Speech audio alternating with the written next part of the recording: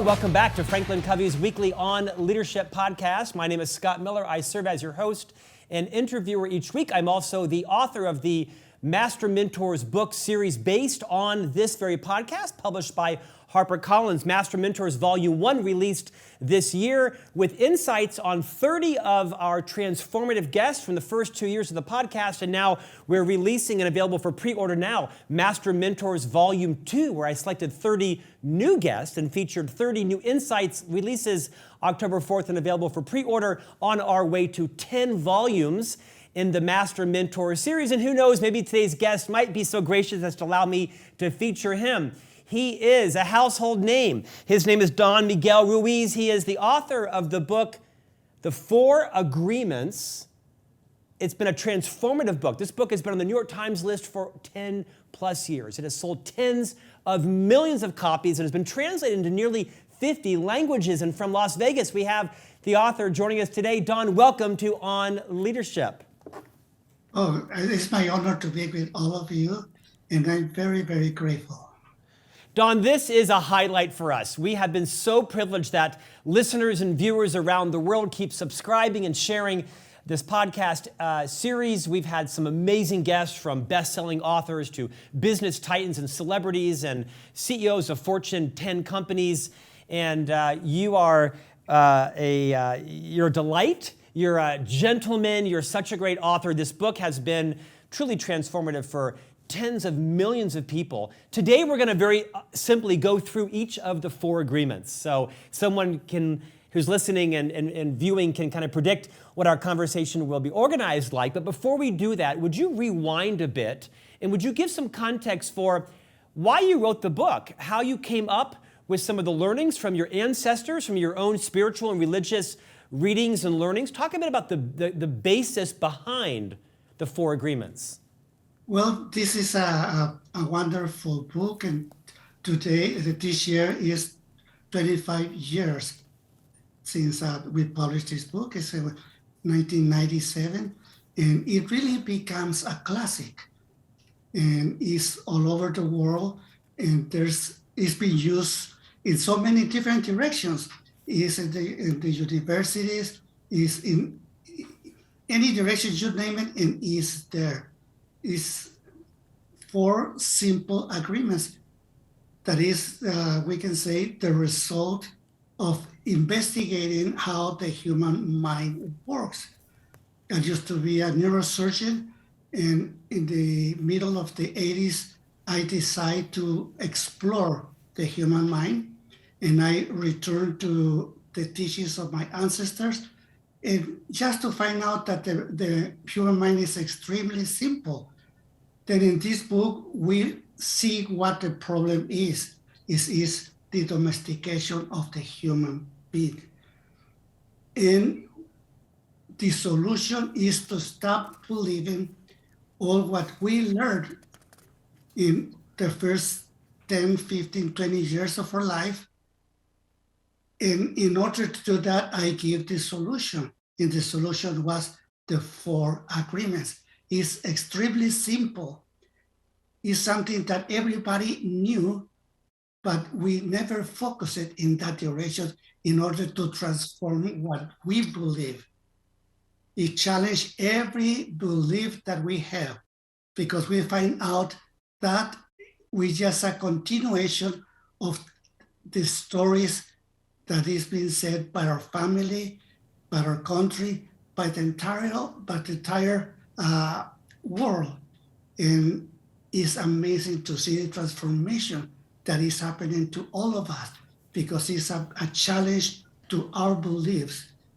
And when we change our beliefs, like we said before, it can change the decisions that we make in any direction of our life. From sports, from acting, performing, to leader, to create companies, etc., etc. In any direction, these 4 agreements really guide you to live a better life, focusing in yourself. Because if you can change yourself, you can change your personal world. And if you change your personal world, little by little is shifting and changing the people that are affected for the way you are, for the way you behave, for the way you live your life. Don, thank you for that setup. It's hard to overestimate the influence your book has had on humanity. Your book today continues to be the 5th best-selling book of all books in print on Amazon against, tens of millions of books. And so today we're going to spend some time revisiting each of the 4 agreements. For those who may not have read this book yet or read it 20 years ago and perhaps need a refresher, the 4 agreements, as you call them, are number 1, be impeccable with your word. Number 2, don't take anything personally. Number 3, don't make assumptions. And number 4, always do your best. We'll spend about 5 minutes on each of these. First is this idea of be impeccable with your word, the first agreement. And you mentioned that prior to becoming a renowned author, you were a neuroscientist. And you also mentioned that you used the phrase domestication of humans. I want to read a short passage from your book from the first agreement. And have you talk about the power of understanding, like animals, we have been domesticated and what that impact is, positive or negative, on the first agreement. You write, during our domestication, our parents and siblings gave their opinions about us without even thinking. We believed these opinions and we lived in fear over these opinions, like not being good at swimming or sports or writing. Someone gives us an opinion and then we tend to agree with it, that we're under a spell. You talk about how there's sort of, good magic and bad magic around the words we use. Talk first about the agreement number 1, be impeccable with your word. What does that look like, sound like, and feel like in our daily lives? Well, we can say that the word is what we use in order to create an entire language. If we agree for every single word, then with the word we create an entire reality, the one we believe. Then if we are impeccable with the word, we use it in order to create the most wonderful dream for ourselves. We can create our personal heaven and really be completely responsible for any decision, every action, and any reaction that happen when we apply the word. Don, when I was reading the book again for this interview, it made me think about a text that I received about a month ago. So inside the Franklin Covey Company, we're a global public company that trades on the New York Stock Exchange. And our CFO, our Chief Financial Officer, is a fairly prototypical CFO of a big public company, right? A male who's in his 60s. He's very wise, very deliberate, very contemplative. He chooses his words very carefully. He's the opposite of me. I'm very impetuous and very emotional, and I wear my emotions on my sleeve. But he sent me a text a month ago. I was asking him if he knew Donny Osmond, because he and Donny Osmond, the Las Vegas-based singer-entertainer, they're in the same circles, and I wanted to interview Donny Osmond. So I said, Steve, any chance you know Donny Osmond? And he wrote back to me, I don't. Good luck. You are a genius, by the way. And I'm reading this not because I'm a genius, but because this is a guy who is so aligned with your first agreement. And then about a month later, out of the blue, he texts, this is the CFO of a global public company. He texts me and says, hi, Scott. Thank you for being a good friend and a great example. Now, I don't read this for flattery to myself, but it seems like he is so disciplined and responsible about how he uses his words for good and for bad, and really for the purpose of validating and lifting others up. Speak to the millions of leaders who are listening to this right now. And for that matter, husbands and wives and partners and parents and neighbors and friends. What are some things we can do today to live our lives more in alignment with the first agreement of being impeccable with our word? Well, we can see that the word is a great instrument for creation. We have a dream, we have a goal.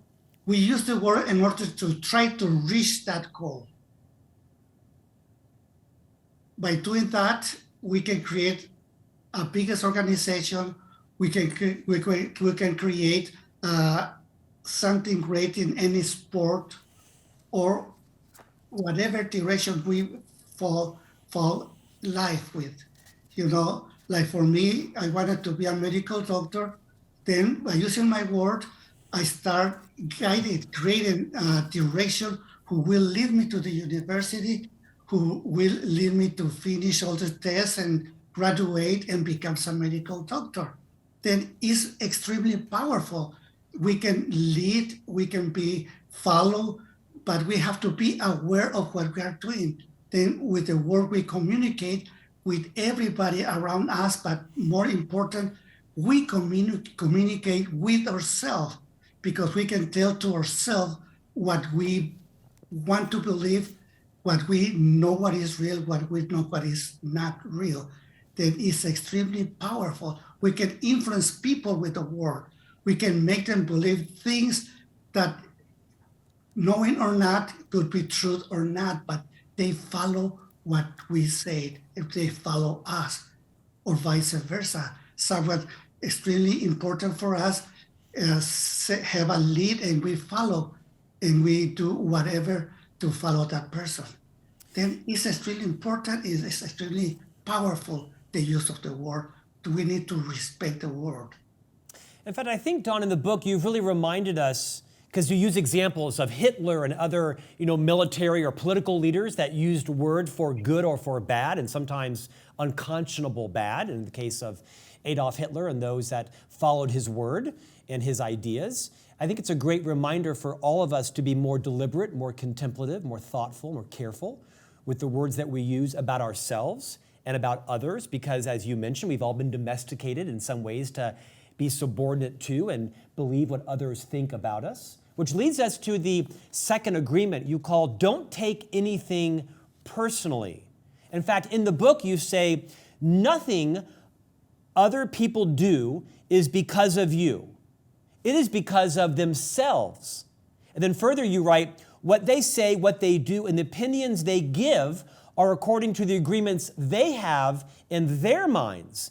Their point of view comes from all the programming they received during domestication. It's a point you keep revisiting.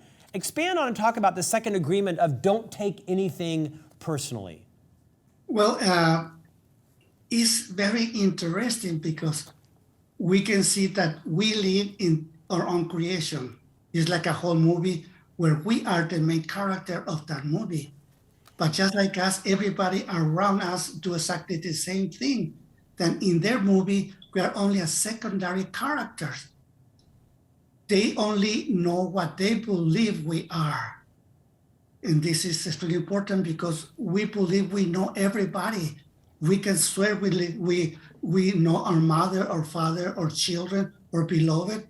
But the only thing that we really know is what we believe about them. Then whatever everybody says about us is what they believe we are, but they really don't know us. Nobody really knows us. It's difficult for us to know ourselves. And the same thing, we believe we know the people we love, but we only know what we believe about them. Honestly, we don't know anybody and nobody really knows us. Then whatever they say is just their opinion, is what they believe, and is according of the entire reality that live in their minds. It has nothing to do with you. When you have that awareness, that gives you immunity with the relations that we have with everybody else. And when you know what I'm sharing with you, you will also see that give you immunity also in the relationship that you have with yourself, because sooner or later you will also find out that you are not what you believe you are and that you hardly know yourself. You only know what you believe about yourself, and that can shift and change in every given moment.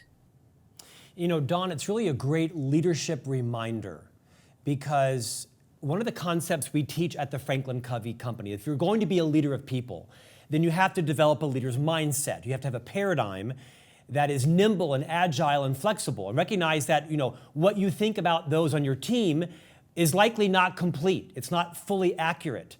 And likely if it's so entrenched in your mind that someone really can't even behave their way into a new mindset because your mindset about your team is so entrenched.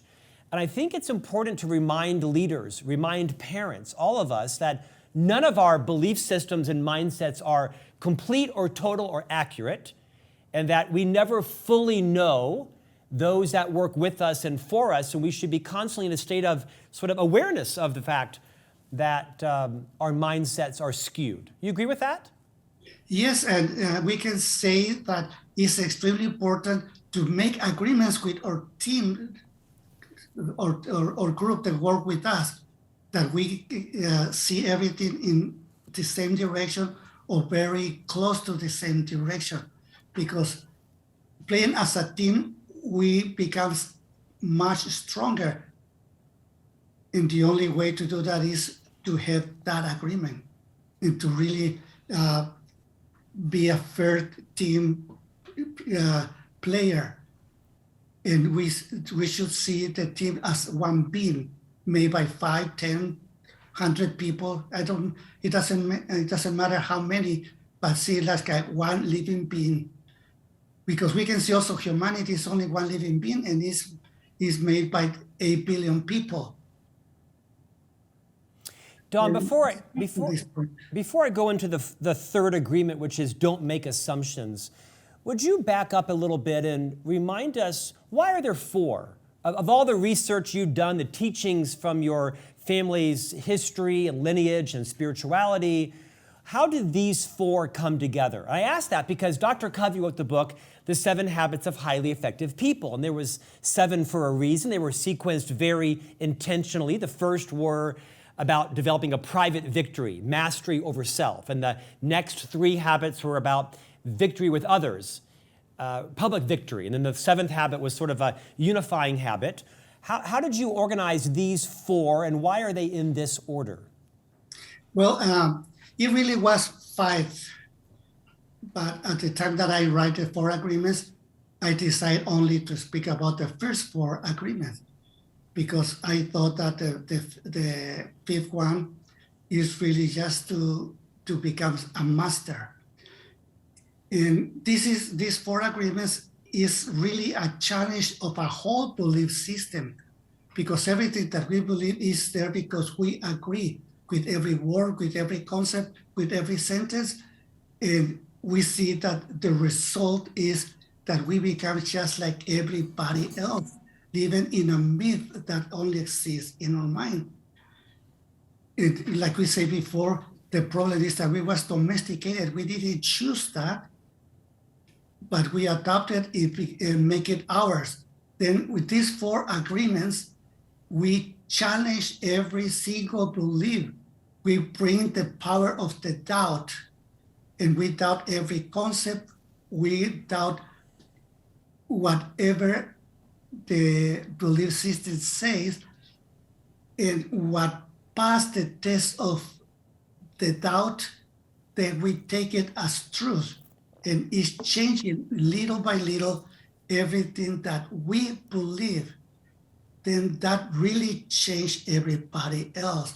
Then with these 4 agreements, they go really together, because the 3 agreements is really to understand all this concept. But when we make the difference is the 4th one, always do your best, because you may understand what is being beckoned with the word. Don't take anything personal, or don't make assumptions. But if you don't apply it, if you don't do your best, nothing will change. My favorite is the agreement number 4, because with these agreements, we understand the creation of all the civilizations of the planet Earth. We can see how empire rise becomes to the best and decay.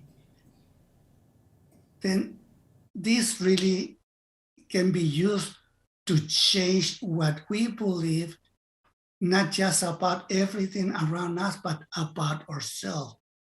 To answer the main question, what am I?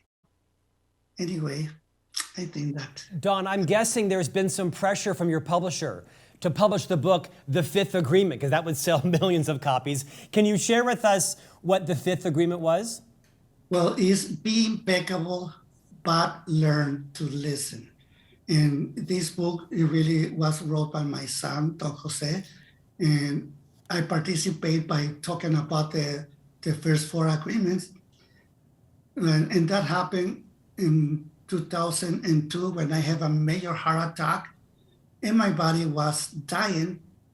And I shared all of this to my son, Don Jose, and he said, I will write this fifth agreement, because he thought that I didn't want to just to protect the people from themselves. He said, no, he said, this need to be known by everyone. Be skeptical, which means don't believe anybody, but learn to listen, because what everybody says, even that the majority, what they say is not real, just maybe a little teeny tiny is real, and that can change everything. We can shift it in don't believe me, don't believe yourself, and don't believe anybody else.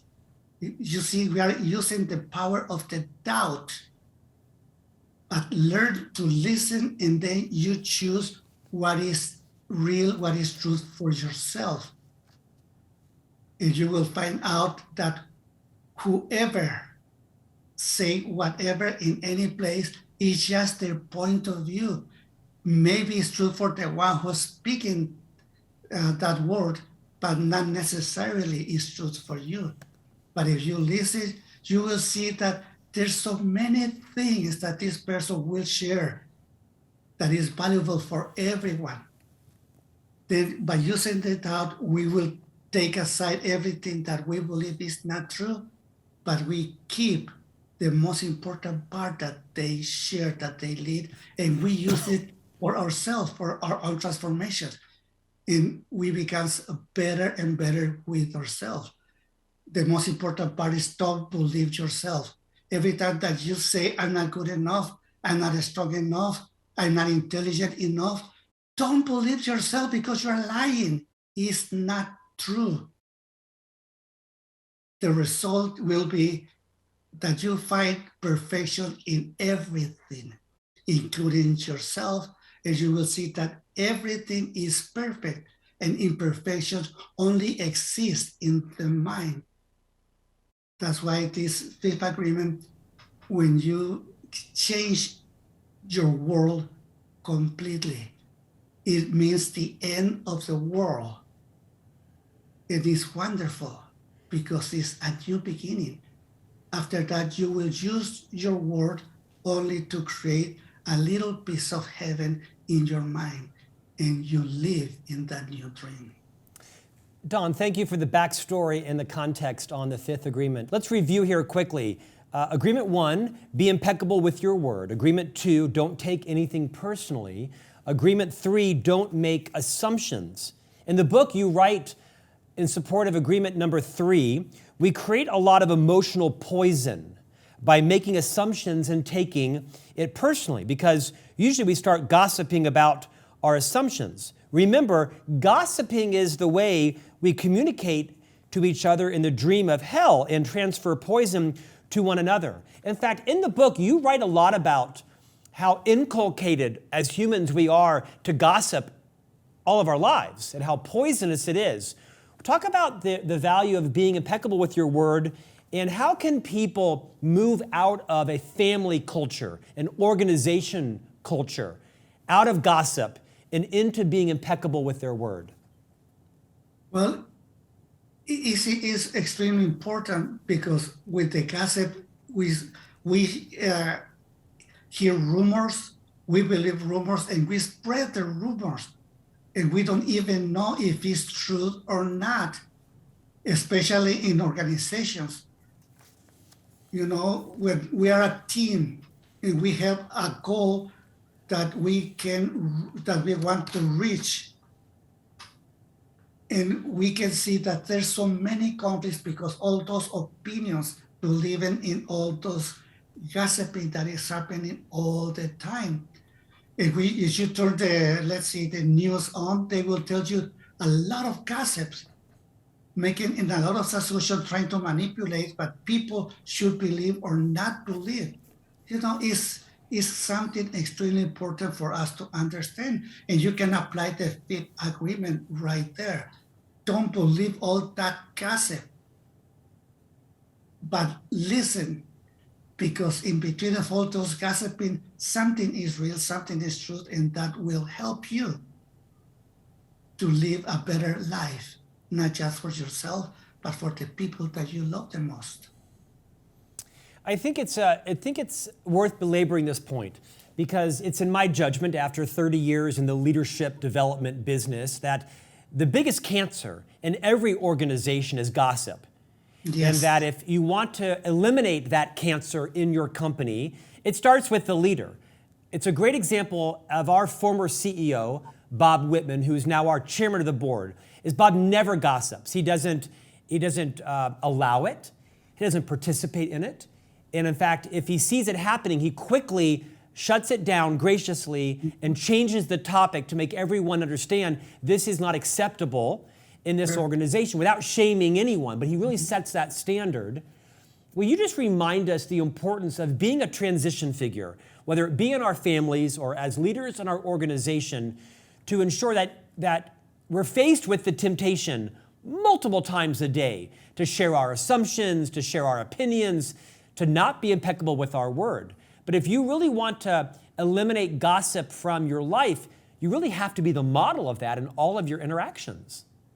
If you don't participate in those gossips, you never will be involved in all those conflicts that exist there. And you are completely aside of that. You will not avoid that happening in your family and your company or wherever you are, but that will not affect you. And yes, if we have the power to stop it, we will stop it. And like you said, not trying to shame anybody or to blame anybody. No, it's simple by letting know that if we are a team, let's play a team. And as a team, we will create something even bigger and powerful. And with that team, we can reach any goal and make it as big as we want to, because sometimes we don't want to that overgrow, that it takes our life away from our family or from our personal life, that we will not be a slave of the monster that we create, and delegate to others that they can also grow and not be selfish and try to be the center all the time. Then it's something that we personally can make a decisions in what direction we want to live our life. Don, the fourth agreement you call always do your best. In fact, you write that the fourth agreement is about the action of the first three. It reminds me again a lot of how Dr. Covey organized his book, The 7 Habits of Highly Effective People. Habit 6 is called synergize.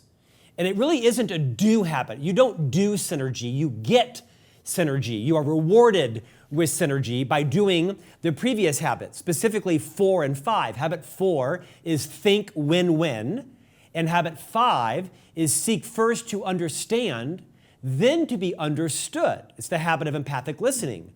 So really habit 6 is the outgrowth of doing habit 4 and habit 5. And in many ways, your fourth agreement is the outcome of really being deliberate and successful at the first of the first 3 agreements. Well, for the 5 agreements, really, because action will make the difference. Even not taking action is an action.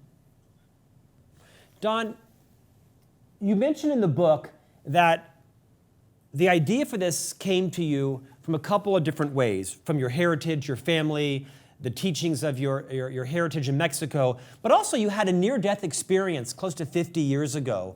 And I think it was perhaps a car accident or something like that that really helped you get clarity on what you wanted your life to be about and how to share the principles.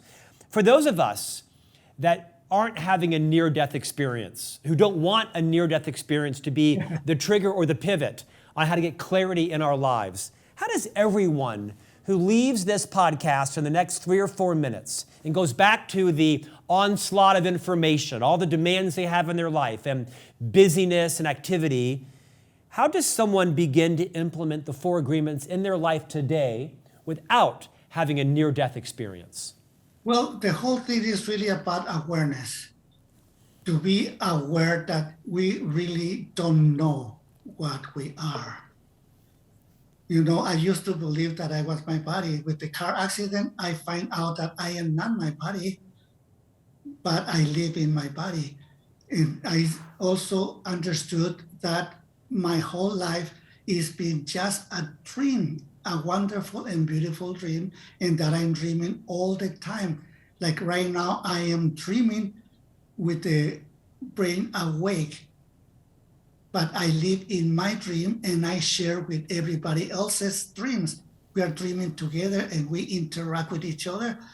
By knowing that, life becomes extremely easy. Then always is going to be about you, because yes, you are the center of the universe. You are the center of everything. Everything goes to you and goes from you to everything. Then everything is a center of the universe. Beautifully said. Your book is The 4 Agreements. The tagline is remarkable, a practical guide to personal freedom. Don Miguel Ruiz, thank you for joining us today on Leadership. It's been my pleasure. Bless all of you. It's been our honor, sir. How do you top Don Miguel Ruiz? We'll see you back here next week for a new conversation on leadership.